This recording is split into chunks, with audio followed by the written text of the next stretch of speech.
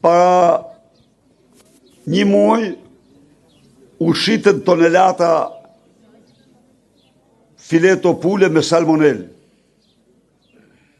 Po, dhe ishte absolutisht eksponent socialist a i Gjisoli.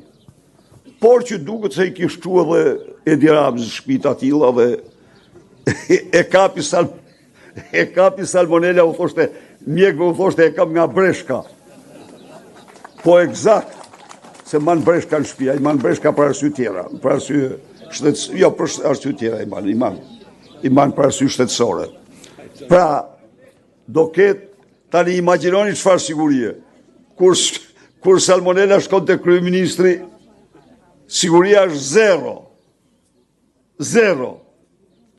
Dhe do jetë një çështje e sigurisë kombëtare.